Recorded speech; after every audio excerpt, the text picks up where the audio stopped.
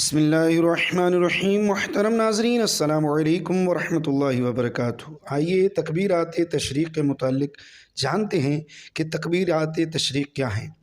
9 ذی الحجہ کی فجر کی نماز کے فوراً بعد سے 13ویں ذی الحجہ کی عصر تک ہر فرض نماز کے بعد مرد حضرات کے لیے بآواز بلند اور خواتین کے لیے آہستہ آواز سے ایک مرتبہ ان کلمات کا پڑھنا واجب ہے۔ اللہ اکبر لا الہ الا اللہ واللہ اکبر وللہ الحمد۔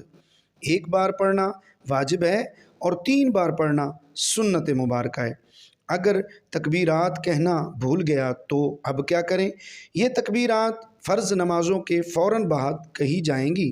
اگر کوئی آدمی اس وقت کہنا بھول جائے یا جان بوجھ کر کوئی ایسا کام کر لے جو نماز کے منافی ہوتا ہے، یا کوئی بات زبان سے کر لے یا بھول کر مسجد سے نکل جائے، تو اب یہ تکبیرات نہیں کہی جائیں گی کیونکہ ان کی قضا نہیں ہوتی۔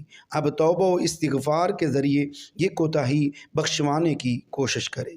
مسئلہ سماعت کیجئے، اگر کسی نماز کے بعد امام صاحب تکبیر کہنا بھول گئے تو ان کا انتظار نہیں کرنا چاہیے، بلکہ مقتدی خود ہی یہ تکبیرات کہنا شروع کر دیں۔ مسبوق بھی تکبیرات کہے۔ امام کے سلام پھرنے کے بعد جن مقتدیوں کی رکعتیں باقی رہ گئی ہوں وہ ان کی ادائیگی کے بعد بآواز بلند یہ تکبیرات پڑھیں گے۔ ثواب کی نیت سے اس ویڈیو کو شیئر ضرور کیجئے، لائک کمنٹ کیجئے، سبسکرائب کیجئے۔ جزاک اللہ۔